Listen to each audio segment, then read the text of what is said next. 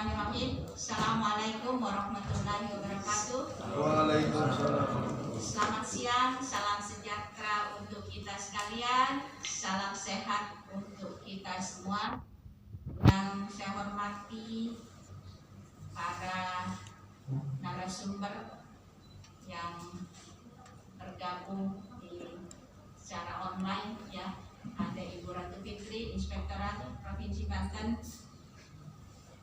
Yang saya hormati Bapak dan Ibu perwakilan Dinas Sosial Kabupaten Kota yang hadir, khususnya Tangerang Raya. Yang saya hormati para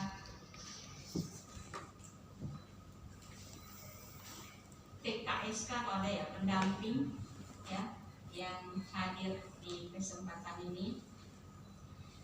Yang saya banggakan unsur dunia usaha yang hadir di kesempatan ini, Bapak dan Ibu sekalian, baik yang hadir secara langsung maupun online. Ada juga yang saya sapa Bapak dan Ibu orang tua angkat Cota yang bergabung di kesempatan ini secara online. Puji syukur hadirat Allah Subhanahu wa Ta'ala, tidak henti-hentinya kita panjatkan bahwa hari ini kita masih diberi kesehatan, panjang umur untuk datang di tempat ini dalam keadaan sehat walafiat. Salawat beserta salam tidak lupa kita limpah curahkan kepada Nabi kita Muhammad SAW. Saya lupa tadi ada mitra kita, kepala OPD yang hadir mewakili Satpol PP, ya, PTSP ada, ya. Terima kasih atas kehadirannya. Bapak Ibu yang berbahagia, agenda kita hari ini ada dua sebenarnya materinya. Yang pertama, penjelasan atau sosialisasi terkait dengan rencana, ya, Pergub kita dalam rangka pengumpulan uang dan barang, ya.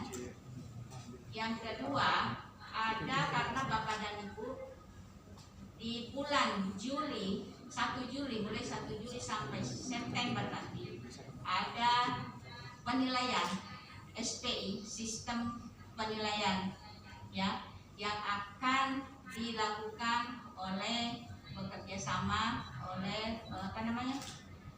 KPK RI, yang dilaksanakan oleh KPK, dan itu nanti akan di guidance oleh Inspektorat Provinsi Banten. Makanya tadi Ibu Ratu Fitri nanti insya Allah akan memberikan penjelasan selain tadi sosialisasi tentang Pergub ini, ada juga nanti sosialisasi tentang SPI.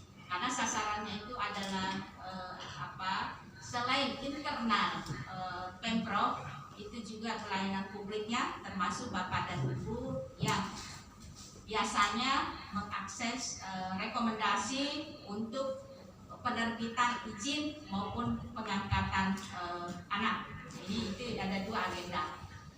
Baik Bapak dan Ibu sekalian, saya fokus karena hari ini memang saya didaulat oleh Pak Kabid untuk memberikan sedikit informasi maksud dan tujuannya. Mungkin kita sudah berapa kali bertemu, ya. Kalau nggak salah kita pernah bertemu tahun lalu, ya. Tahun lalu kita pernah bertemu membahas tentang bahwa fenomena yang namanya pengumpulan uang ataupun barang itu kadang banyak orang yang belum paham, tidak paham seperti ini, bahwa kita itu masing-masing punya kewenangan. Nah, kita mungkin bicaranya logikanya begini, ya. Ketika ada di jalan, ya, di jalan nih mungkin teman-teman dari Satpol PP atau teman-teman yang lain ada di jalan yang biasa kita lihat ada kencelengan atau pakai, ya, sumbangan buat masjid atau sumbangan apapun. Nah, itu kan kadang kita merasa, bukan kita, ya, kita penyelenggara sosialnya kadang juga risih ini kok pada di jalan, satu mengganggu, misalkan. Yang kedua, mereka punya izin apa tidak. Nah, kewenangan itu ada di kewenangan masing-masing. Sesuai undang-undang kewenangan adalah kabupaten kota. Tapi ketika dia lintas, nah itu ada kewenangan provinsi. Itu kita sudah paham semua. Tapi ada barangkali yang terbaru, bukan terbaru sih. Saya ada masukan ke teman-teman, khususnya ibu-ibu, bapak-bapak sekalian, teman-teman kabupaten kota dan peserta sekalian. Kita sering ya, khususnya provinsi kami memang punya kewenangan itu, memberikan rekomendasi kepada para pengusaha atau perusahaan yang akan mengumpulkan uang atau barang.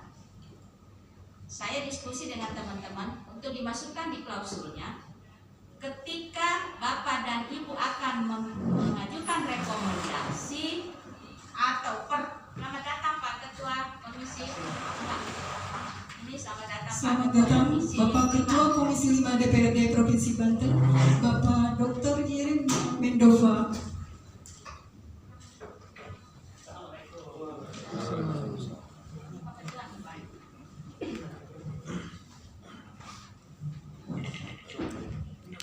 Ini Bapak Dr.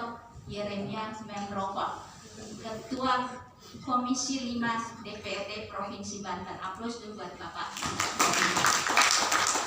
Beliau sangat concern untuk urusan sosial. Kalau nggak ada Pak Ketua, dari ketok ini anggaran. Lanjut izin Pak Ketua. Ya. Jadi berdasarkan pengalaman, kalau saya nggak salah pernah waktu tahun lalu ada yang beri masukan. Bukan masukan, ada pengalaman kan kalau di kabupaten mana ya? Pernah ada undian yang menyatakan bahwa minta rekomendasinya itu ada, minta undian, nanti ada undian berupa ini. Ternyata pada saat mau diundi itu tidak sesuai, ya kan Mbak? Nah, Kota Tangerang ternyata tidak sesuai, ya itu. Nah ini nanti masukin dalam klausul, ya Perpu itu, termasuk pada saat pemberian rekomendasi. Saya sudah minta sama Pak Kabit bahwa ketika ada yang mau meminta rekomendasi khususnya pengumpulan uang, kami meminta ada dilampirkan ya hasil audit akuntan publik atau apa ya, dan peruntukannya seperti apa. Maaf, bukan berarti kita mau itu, bukan, tetapi kan kita harus misalkan mengumpulkan uang, kan kita harus tahu berapa sih jumlah uang yang dikumpulkan, terus peruntukannya kemana disalurkannya, ya. Jadi selama ini kan tidak seperti itu, mohon izin Pak Ketua. Biasanya itu kita minta rekomendasi saja sudah selesai administrasi ya. Saya sering menegur juga Ibu siapa namanya? Ya Ibu Agustin selaku PPNS. Ini kamu memverifikasi benar nggak ini perusahaan? Benar Bu, dengan cara administrasi pasti benar semua, yakin itu. Cuma pada saat kita nanti mengumpulkan, ya kita tidak ada apa ya, tapi sama-sama kita saling menjaga.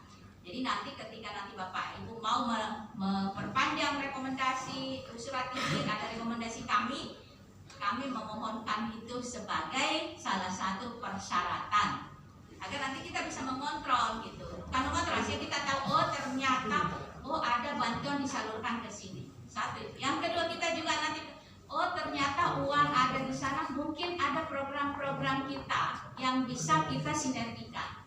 Jadi CSR itu kita bisa masukkan. Nah itu jadi tidak jangan sampai ini kok dibosulit, bukan. Tidak ada sistem, tapi kita sama-sama mengawasi. Maaf, amit-amit nanti misalkan kita mengumpulkan duit, ya perusahaan mengumpulkan duit dan sebagainya, ternyata disalurkan ke tempat-tempat yang kita nggak tahu. Kan yang memberikan rekomendasi, yang mengeluarkan surat itu kan pasti juga ditanya, ya. Jadi kami kemarin masukin yang mudah-mudahan nanti di forum ini banyak ada masukan-masukan yang lebih pengayaan nanti di Pergub ini. Itu yang pertama. Yang kedua, teman-teman sekalian, kami juga ketika nanti memang Pergub ini sudah muncul, kita sudah pada tahu nanti kewenangan lebih jelas itu. Masyarakat tua sudah jelas. Jadi nanti misalkan ada yang minta-minta semua, itu tuh gimana tuh provinsi sosial tuh gimana sih ini kok ada yang minta-minta begini kok gak dilayani dibiarin gitu. Terus ada lagi kan, kenapa tadi mesti kita tahu peruntukannya kemana? Karena kan ada juga, maaf ya, bukan berarti kita kan Indonesia kita satu negara, tapi istilahnya minta sumbangan di sini, mengumpulkan sumbangan di sini, tapi nanti peruntukannya ke wilayah lain. Padahal wilayah kita tuh masih banyak yang membutuhkan. Nah ini mungkin perlu juga, ternyata nanti salurannya ke sini, ya kan? Jadi nanti bantuannya ke sini, orangnya ini.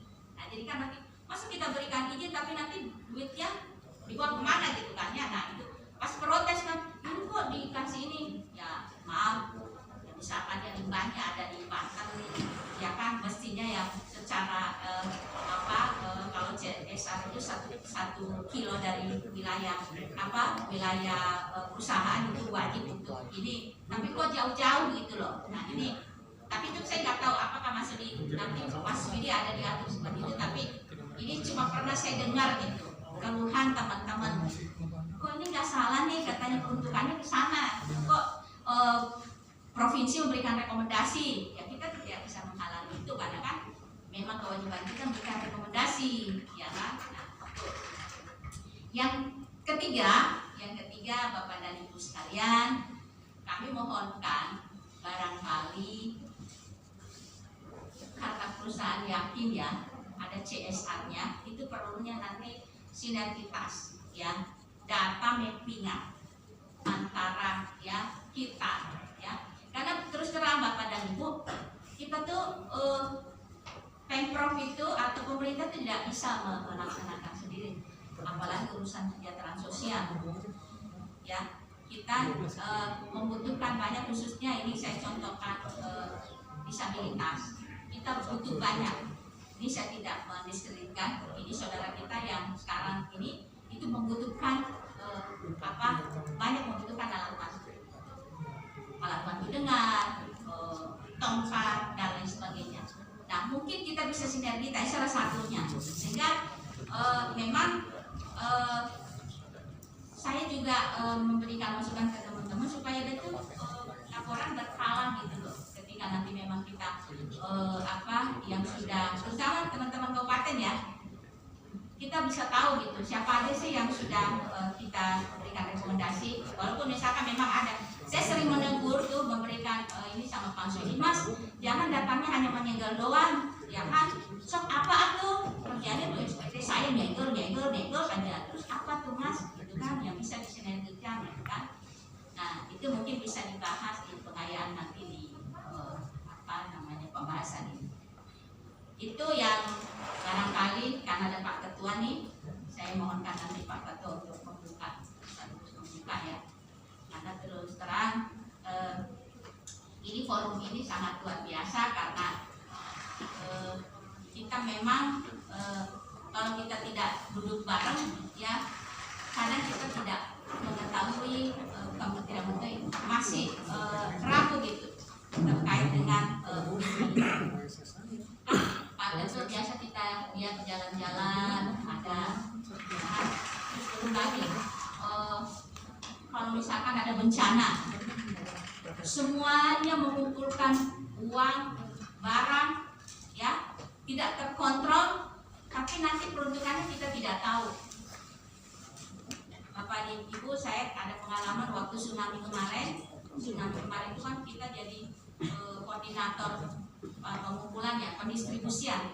Itu rumitnya bukan main, kita diaudit Bu sama BPK, ya kan? Nah kalau kita tidak cermat untuk peruntukan para bencana kan mungkin masih bisa dimaklumi ya, tapi kalau misalkan yang sudah rutin rekomendasi melakukan ujian dan lain sebagainya, pengumpulan terus tidak jelas, nah nanti ya, kita nanti bisa nanti kita ada persoalan sekali lagi bukan kita mau ikut campur, bukan sama sekali, tapi merupakan salah satu barangkali kerjasama kita supaya tidak ada ke depan hal-hal yang kita tidak inginkan. Itu mungkin pengantar dari saya, Pak Ketua. Mohon maaf ya, saya tidak panjang lebar izin saya. Mungkin Pak Ketua tidak sampai selesai, nanti saya izin mau ke Jakarta, ada rapat di Jakarta nanti jam 5 ya. Inilah apalagi Pak Ketua ini, Pak Ketua tek gitu kata komisi nih ya, kalau kepala dinas nggak ada apa-apanya Pak. Kalau ketua komisi baru juga di sini pindah lagi, tapi karena beliau memang care terhadap persoalan-persoalan sosial dan beliau yang mendukung kita, salah satu mendukung. Kalau nggak ada rekomendasi Komisi 5 tidak diketok anggaran.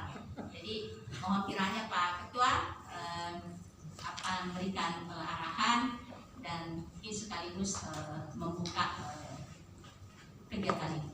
Terima kasih banyak. Saya mohon maaf. Assalamualaikum warahmatullahi wabarakatuh. Waalaikumsalam warahmatullahi wabarakatuh. Bapak dan Ibu hadirin peserta sosialisasi penyelenggaraan pengumpulan uang atau barang. Selanjutnya kita ikuti sambutan dan arahan Ketua Komisi 5 DPRD Provinsi Banten sekaligus berkenan membuka acara. Kepadanya waktu dan tempat dipersilakan. Saya sukanya kalau memberi sambutan itu harus berdiri soalnya. Oh ya, oke. Tapi nggak apa-apa, saya akan di depan. Cuman apa itu videonya tidak apa-apa ya. Oh itu kelihatan ya. Baik, yang kita hormati, kita banggakan bersama Ibu Kepala Dinas Sosial Provinsi Banten. Kita tepuk tangan bersama. Beserta jajaran Dinas Sosial Provinsi Banten yang hadir pada saat ini, para narasumber yang sudah hadir baik secara online maupun yang sudah ada dalam ruangan ini ya. Kemudian Bapak Ibu yang tidak bisa saya sebutkan satu persatu tanpa mengurangi rasa hormat, saya menyapa kita semua. Assalamualaikum warahmatullahi wabarakatuh. Selamat siang, salam sejahtera buat kita semua. Jadi memang ini pagi ke Kota Tangerang, kemudian saya sidang beberapa sekolah tadi, baru saya sidang beberapa sekolah karena ada proses PPDB.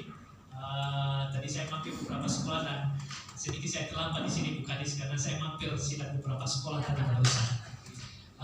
Dan selanjutnya juga saya harus ke Serang juga, habis ini ada rapat juga di Serang yang harus saya ikuti. Bapak Ibu, saya Yeremia Metrova, biasa dipanggil Jeremy karena agak susah di lidah dan telinga kita di sini, dari unsur fraksi PDI Perjuangan dan kebetulan dipercaya sebagai Ketua Komisi 5 di DPRD Provinsi Banten. Di antara 10 dinas mitra kerja Komisi 5, salah satunya adalah Dinas Sosial dengan Bu Kadis yang sangat baik hubungan kemitraan dengan Komisi 5 di DPRD Provinsi Banten dalam rangka bagaimana kita meningkatkan kesejahteraan rakyat Banten. Jadi kebetulan Komisi 5 itu membidangi terkait dengan Kestra. Di dalamnya Dinas Sosial, Kesehatan, Pendidikan, Penanggulangan Bencana, Ketenagakerjaan. Nah, Ketenagakerjaan kemarin kami hadir di Cikande, membuat sebuah kesepahaman dengan perusahaan dan stakeholder, termasuk Muspika karena ada isu berkaitan dengan calo ketenagakerjaan. Jadi kami selesaikan di sana kemarin, membuat beberapa poin nota kesepahaman karena ketenagakerjaan di kami juga. Kemudian berkaitan dengan pemuda dan olahraga, pemberdayaan perempuan dan pelindungan anak, berkaitan dengan Biro Kesra atau keagamaan juga di Komisi 5. Bapak Ibu, tentu apa yang disampaikan tadi oleh Bu Kadis dan maksud dan tujuan acara kita pada hari ini, di mana dalam rangka pembangunan, dalam rangka meningkatkan kesejahteraan masyarakat, ada 5 indikator utama yang semua stakeholder harus bekerja bersama untuk mencapai indikator-indikator tersebut. Ada 5 indikator pembangunan, baik yang di pusat, di provinsi maupun di kabupaten kota. Yang pertama adalah indeks pembangunan manusia. Bagaimana kita meningkatkan indeks pembangunan manusia kita di Provinsi Banten. Di dalam indeks pembangunan manusia itu ada 3 faktor elemen utama yang mempengaruhi indeks pembangunan manusia kita. Yang pertama berkaitan dengan kesehatan, angka usia, angka harapan hidup, kemudian bagaimana menurunkan angka kematian ibu dan bayi, bagaimana mengurangi stunting. Jadi dari sisi kesehatannya. Kemudian berikutnya adalah dari sisi pendidikannya, bagaimana kita meningkatkan angka partisipasi sekolah, meningkatkan usia lama sekolah. Itu dari sisi pendidikan. Dan yang kemudian adalah bagaimana meningkatkan daya beli masyarakat atau daya beli rumah tangga. Itu yang pertama, indeks pembangunan manusia. Pada tahun ini kita harus mencapai indeks pembangunan manusia 72,6 poin sekian. Tahun depan kita punya target 73,1 poin sekian. Nah, kemudian yang kedua adalah bagaimana meningkatkan laju pertumbuhan ekonomi.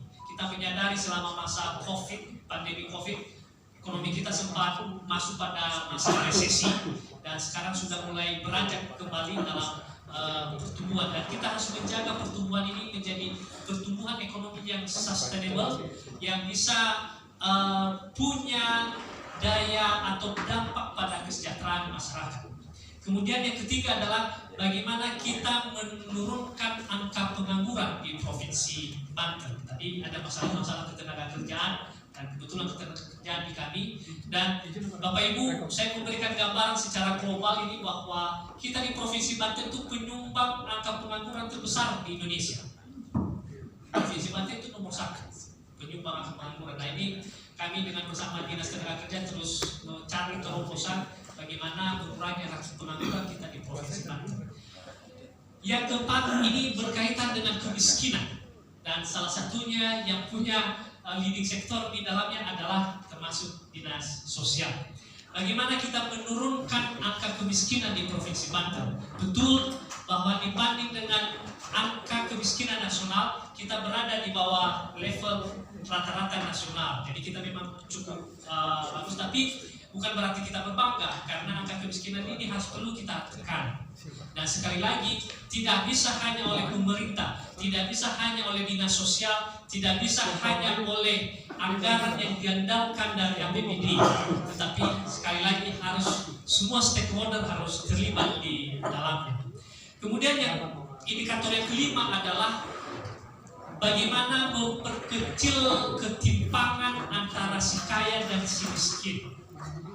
Bagaimana memperkecil ketimpangan pemerataan pembangunan, termasuk misalnya kita menyadari pembangunan di wilayah timur utara dibandingkan dengan wilayah selatan barat itu ada ketimpangan. Nah, disitulah pemerintah harus hadir untuk memperkecil gap atau ketimpangan tersebut, baik ketimpangan pembangunan antar daerah maupun ketimpangan tadi antara si kaya dan si miskin, yang masuk pada indikator yang disebut dengan Gini rasio atau rasio Gini. Nah, itu Bapak Ibu. Nah, dalam mencapai indikator-indikator tersebut, pemerintah daerah khususnya Provinsi Banten menerjemahkan dalam bentuk indikator kinerja utama di masing-masing OPD. Jadi diterjemahkan, setiap ada target-target kinerjanya.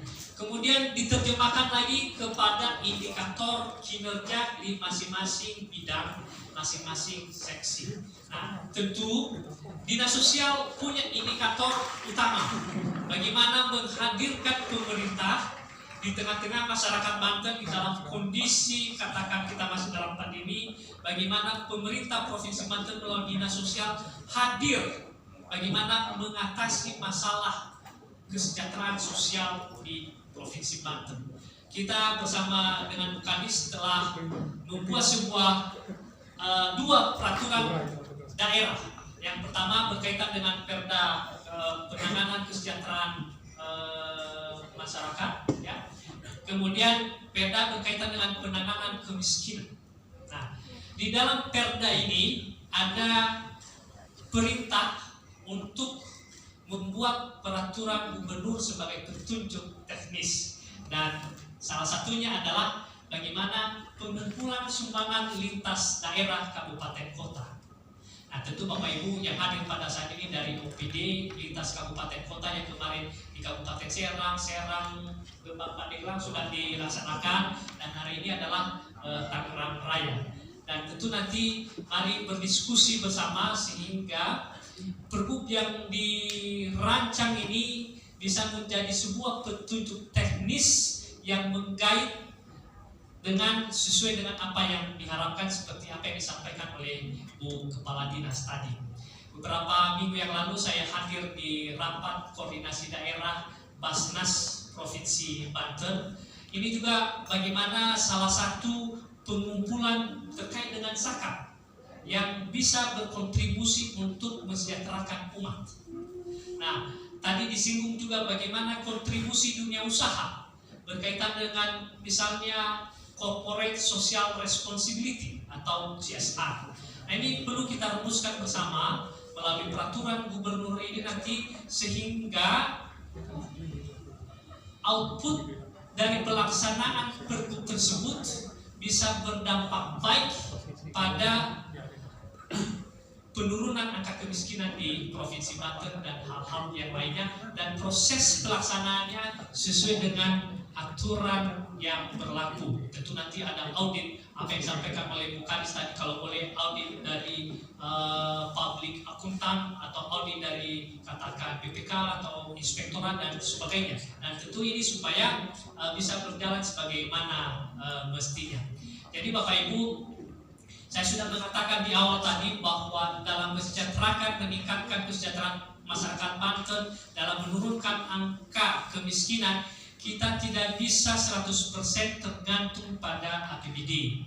Dan kita harus mengharapkan semua partisipasi stakeholder dengan berbagai macam cara, dengan berbagai macam metode yang tentu sesuai dengan peraturan perundang-undangan yang berlaku. Dan saya mengapresiasi tentunya Dinas Sosial ya, dan beserta jajaran yang proaktif ya, terus merancang sebuah peraturan pergub ini, dan tentu nanti masukan dari Bapak Ibu sangat diharapkan. Baik, saya tidak berpanjang lebar. Tentu yang kita harapkan bahwa melalui diskusi pada hari ini nanti hasananya dibuka semuanya, sehingga menghasilkan sebuah rumusan yang pas, tepat, efektif, dan efisien. Karena saya sudah diminta tadi untuk membuka acara ini, Bu Kadis beserta jajaran Bapak Ibu semua, dengan memohon ridho kepada Tuhan Yang Maha Kuasa, sehingga nanti acara pada hari ini bisa berjalan dengan lancar dan kemudian bisa menghasilkan output yang sesuai dengan diharapkan. Maka dengan demikian kita buka secara resmi acara ini. Terima kasih. Wassalamualaikum warahmatullahi wabarakatuh. Waalaikumsalam warahmatullahi wabarakatuh.